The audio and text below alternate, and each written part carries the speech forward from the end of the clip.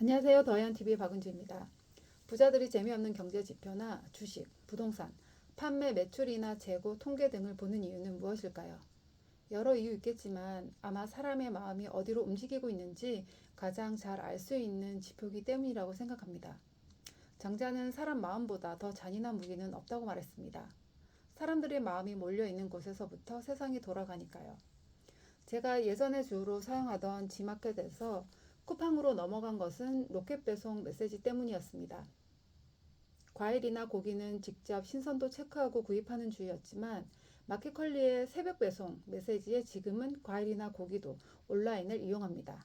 로켓 배송, 새벽 배송에 제 마음이 흔들렸거든요. 하버드 대학교 설득 협상 강의 원하는 것이 있다면 감정을 흔들어라 라는 책이 있잖아요. 오늘은 내가 한 선택들이 오로지 나만의 신념과 필요에 의해 결정된 건지, 아무 생각도 없었는데 충동적으로 물건을 구입한 건 아닌지, 1000번을 흔들려야 어른이 된다는 책도 있는데요. 오늘은 그 사람 어른의 마음을 흔드는 글쓰기에 대해 이야기해 보려고 합니다. 여러분은 광고 문구 한 줄에 물건을 구입한 적 없으신가요? 어떤 영상 속 모델에게서 나의 모습을 발견하신 적은요? 저는 중국집에서 배달하는 짜장면을 좋아합니다. 하지만 일요일엔 내가 짜파게티 요리사, 그 광고에 라면을 덥석 집어왔습니다. 그 광고 멘트 한 줄에 저는 왠지 식구들에게 맛있는 짜장 요리를 해주는 다정한 엄마 요리사가 된 것 같은 기분을 느꼈기 때문입니다. 여러분이 오늘 어떤 물건을 구매했다면 구입한 이유는 뭔가요? 물론 오래전부터 계획했거나 정말 필요한 것일 수 있습니다. 저는 확실히 선호하는 브랜드거나 물건이 아니라면 가격 비교를 하며 여러 사이트를 헤매고 다닙니다. 그러던 중 눈에 띄고 마음에 들어오는 메시지를 발견하면 클릭하고 구매로 이어지는 경우가 대부분입니다.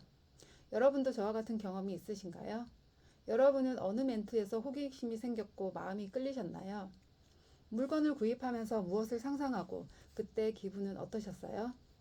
비단 물건을 구입할 때만 광고 속 메시지에 영향을 받는 것은 아닙니다.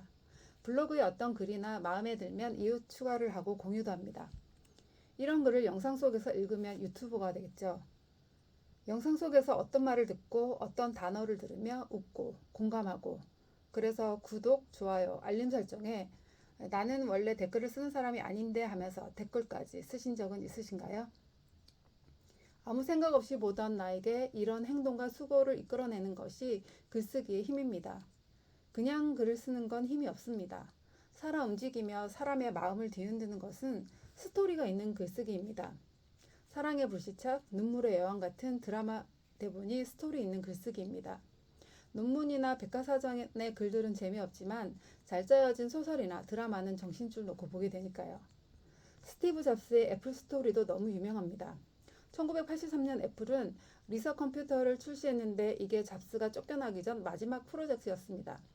잡스는 뉴욕타임즈의 9페이지에 걸친 광고에 리사의 기술적 사양을 하나하나 열거했습니다.